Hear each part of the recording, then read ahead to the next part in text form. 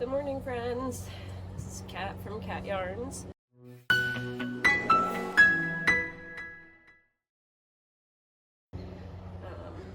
a nice mug of warm hot coffee I just made.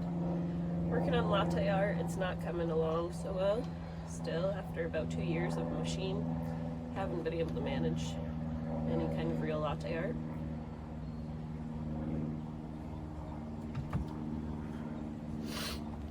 I have a couple of other things too today to share with you. What I wanted to talk about today was our inner children, our inner child. Really, we have usually more than one inner child. They're usually at different stages of development still inside of us.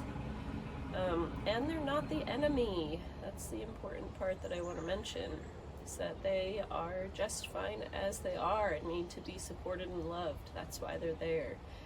It's because they might be holding something, some old idea or pattern of being or coping mechanism to help you stay safe. That's their purpose. And sometimes they're not able to do that in ways that are effective or desired in your actual adult life. But it's important that we reach out to them and get to know them and take care of them. Update them as to where you are and who you are, and that you can take care of things in a different way now than you could when you were at that age or stage. And that you don't need their strategies anymore, but that they are still allowed to be their innocent childhood selves who loved certain things and enjoyed doing certain things and expressed themselves in a certain way. It's important that we hold on to that, because that's a really key part of our soul is our childhood selves. So I'll give you an example. I have some child parts inside of me for sure. Some of them like to keep me small, like to keep me hidden, because attention wasn't necessarily always good, especially in the household for me. In fact, attention wasn't really easy to come by at all as a kid, and so I sort of developed these ideas that maybe I don't need it, maybe maybe I'm special and I don't need certain things, or I need very little of them. And I still have that part come up of like, you don't need that, you don't need it, don't take it, don't take it. Keep me small, keep me in sort of in a lack mentality. Because if there's not resources, then it's better to not need them, right? If they're not available, it's better to not be expecting them. Otherwise, you'll be really disappointed all the time. And so that's sort of a part of me that I work with a lot.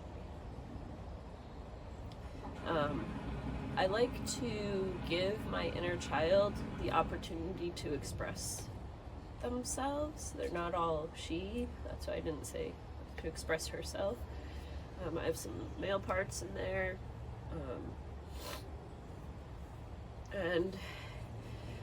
And the other day I had been seeing these squeezy things online, and in person I saw them at the toy store when I was buying some gifts for my son, and I thought it was really neat, and I felt it, and I was like, oh my gosh, that's amazing. It reminded me of something that I really wanted as a kid.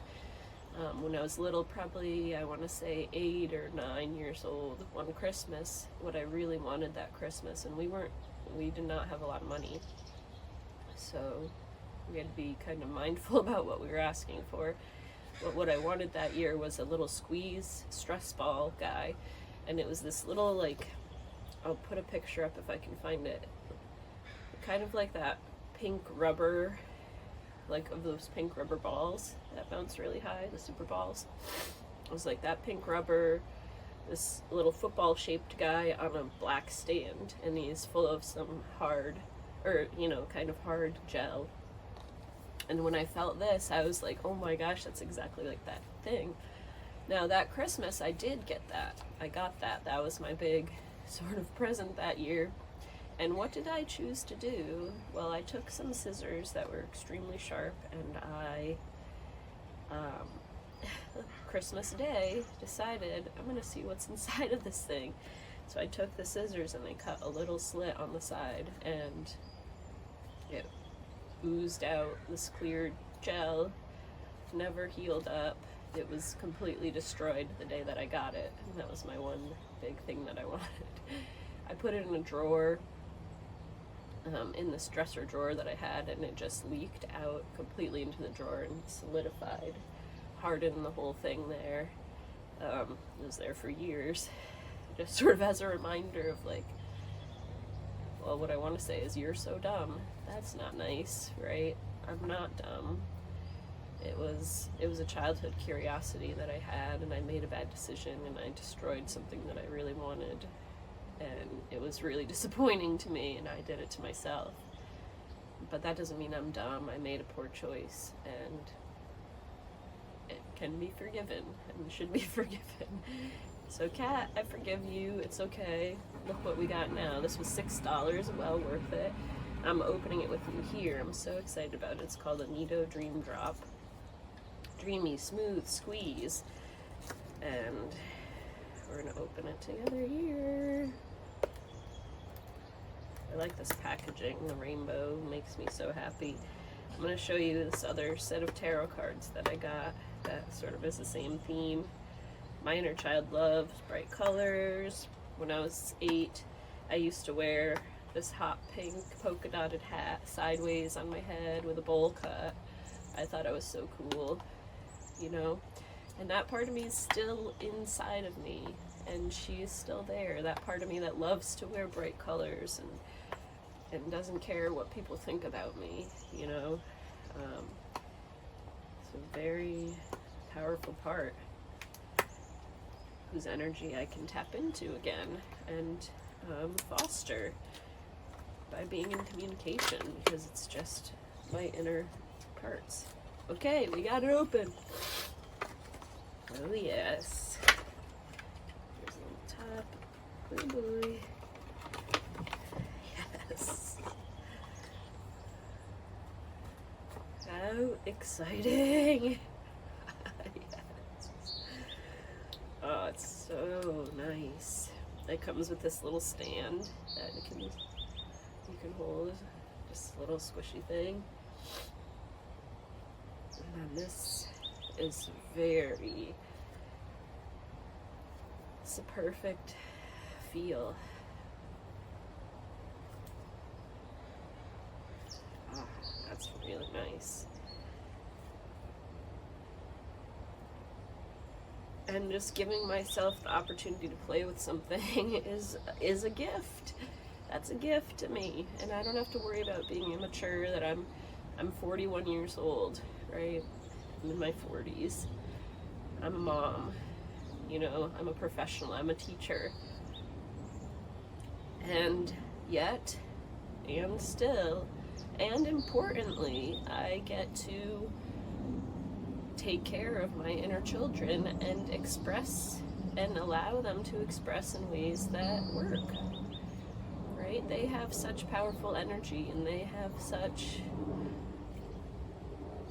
important ways of being that we may have lost touch with, but that are still very important to our soul expression. And they often have better ideas than we as adult minds have, you know?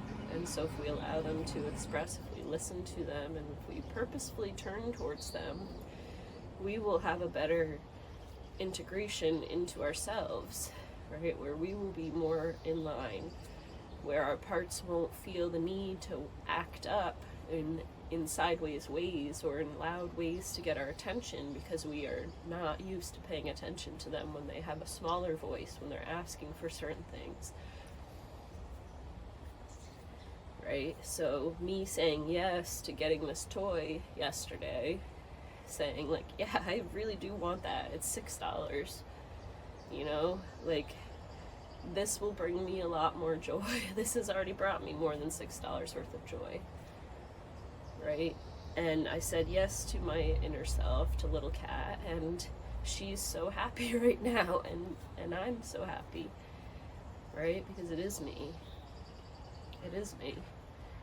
You know, if we could see sort of in the time dimension, the fourth dimension is the way I think of it, right? If we could see that dimension of time and seeing our string of selves going backwards and forwards into the future, but backwards a string of where we've been and how, you know, from the time we were born, before that actually, right? It's still all connected. We're all connected to it, you know, and so it's a matter of just recognizing that. All right, so that was awesome. I'm so glad I have that cool thing. And then I wanted to show you also, I got this set of tarot cards. They're kind of a rainbow tarot. They have hologram or holographic rainbow on the side. And I thought we'd just pull a card today. I got these same way. It was like, oh, that inner self, like, oh, this is so cool. Look how pretty that is. I love it so much. And then a part of me could be like, Catherine, you already have some tarot sets. We don't need any more. No, come on now. That's so silly. Drag her kicking and screaming out of the store, you know. Or I could just say, you know what? Yeah, let's get this. That would really make our day, wouldn't it? And it's a tool. And why not? Why not? Why not say yes? So let's see if there's a message from our inner children that our inner children would like to share with us. Just setting the intention, focusing on that energy. And we'll see.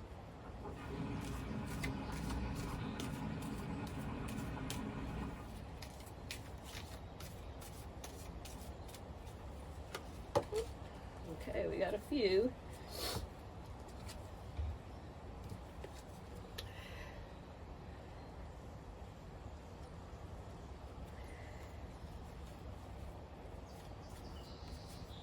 I'm gonna just stick with the one that fell out. So 6 of Pentacles. So this comes after the 5 of Pentacles, where there's sort of a lack and poverty, right? You're looking around for healing and sort of a brokenness, right? You're sort of hobbling. You don't have enough. 5 of Pentacles. You're sort of out in the cold. And then comes the 6 of Pentacles, where there's evenness and there's balance and there's an equal give and take. There's an exchange. So you see the woman there, she has the scales of justice, right? And they're balanced. You see the 3 coins on each side and the hands reaching out. And she's happy and able to give, and people are able to receive what they need. And so it's a balanced give and take. And so what I think, if we think about that from our inner child, a message from our inner child, is that we need that even exchange, right? That there's enough for everybody, and now it's a matter of just sort of reaching out when they are reaching out and giving what they need, right? Because we have enough. We have enough, and now it's a matter of making sure that the scales of justice are balanced, right? So looking into them and purposefully making sure that they have what they need is a really important practice of sitting and listening to those inner voices and listening to them. Whatever comes up is valuable. Whatever comes up is real. We don't need to get the inner critic standing up or the protective parts being like, no, don't listen to them. No, right? Those are other parts, and we'll get into those later. But I think that's a lovely message for us, is to think about that we have what we need, and now it's a matter of just turning towards and making sure that that justice is being served, and that we're giving to our inner children what they need, because we have that to give. All right, friends, just sitting out on the porch since my son is in there, enjoying his morning. I just wanted a little bit of time and space to myself to record this, and I hope that was helpful. I'll be talking more about sort of internal family systems, parts therapy. That's where this kind of work comes from. I'm explaining it in the way that I know it, as not a practitioner, but as somebody who went through parts therapy work for many, many years, and that for somebody whom it really, really helped in a massive way, in a life-transforming way, in a life-saving way, and that's why I'm sharing it. All right, I hope you all are well, and take care. Bye-bye.